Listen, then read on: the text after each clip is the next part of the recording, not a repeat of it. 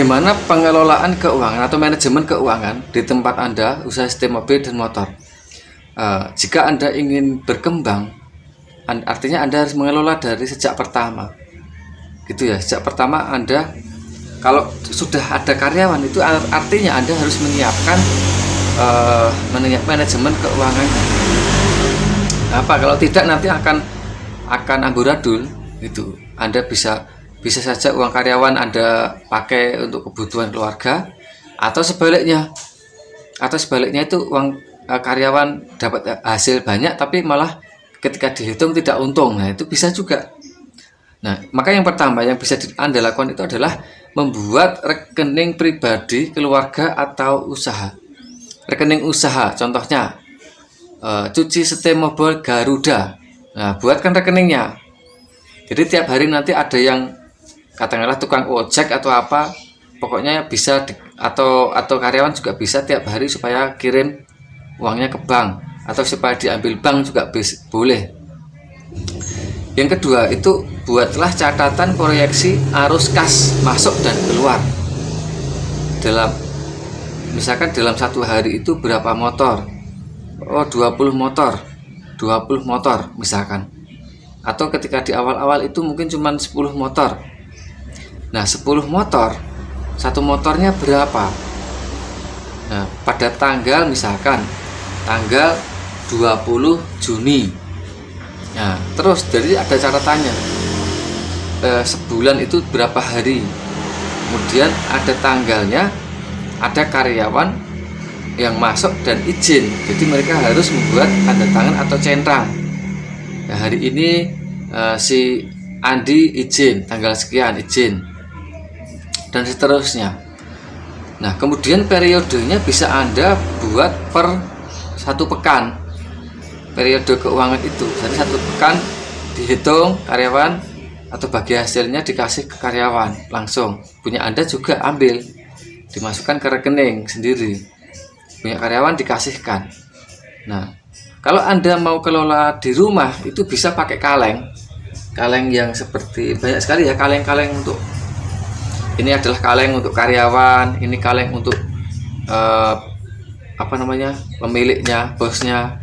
Ini kaleng untuk namanya itu saving itu 5.000 atau 10.000. Pokoknya saving itu uang bersama. Setiap hari 5.000 atau 50.000 uang bersama. Nah, saya sudah cerita tentang uang saving ya, keuangan saving, anggaran saving, cadangan itu untuk kebutuhan bersama. Itu banyak sekali manfaatnya. Nah, nanti kalau misalkan ada yang kecelakaan, ada yang sakit, ada yang apa, itu bisa untuk jenguk mereka, untuk memeriksakan karyawan kalau ada sakit dan sebagainya, atau untuk kebutuhan mendadak seperti kalau mau jajan makan bareng misalkan, pakai uang saving. Nah, itu.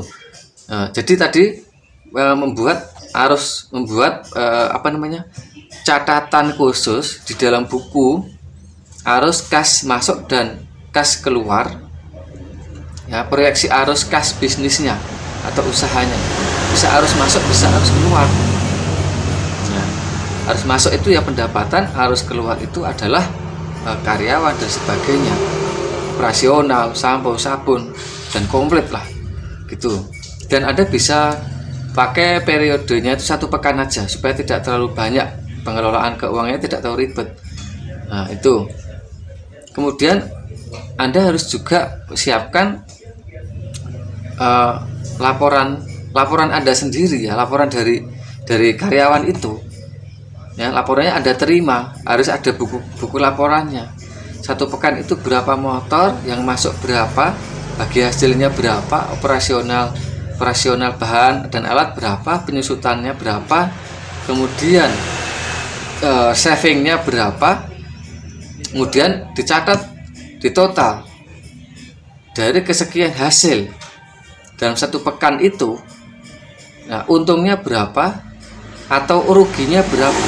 Dan rugi itu bisa rugi uang, bisa rugi waktu, bisa rugi tenaga, dan kerugian itu banyak. Tetapi secara skala kecilnya Anda tampilkan kerugian uang atau materinya dulu.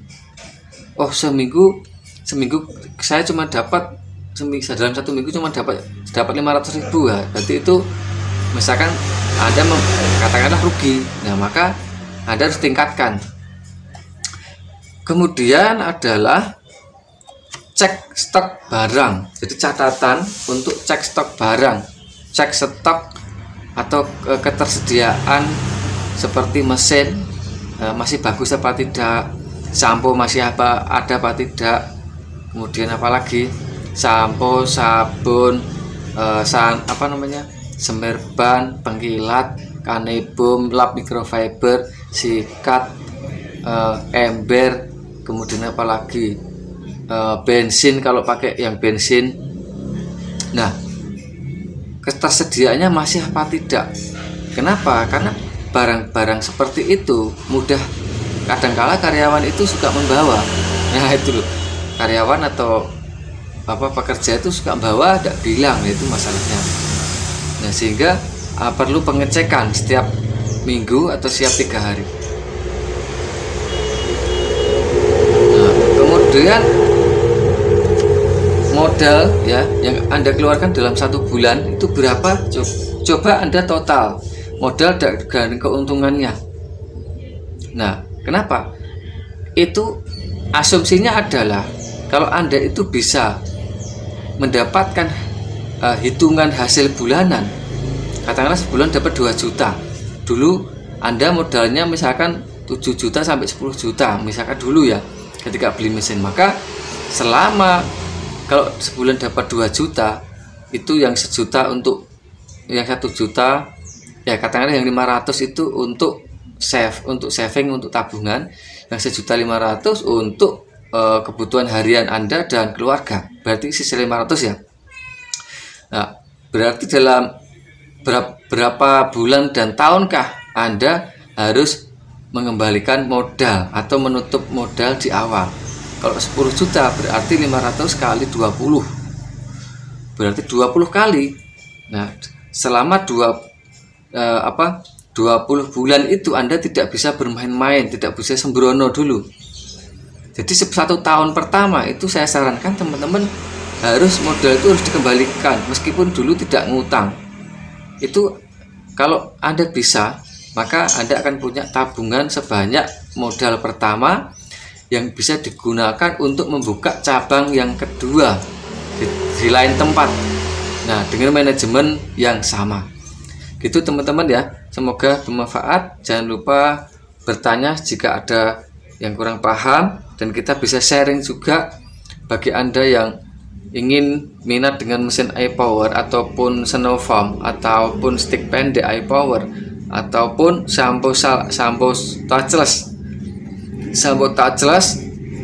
silahkan hubungi saya atau lihat link di bawah, bisa. Gitu teman-teman.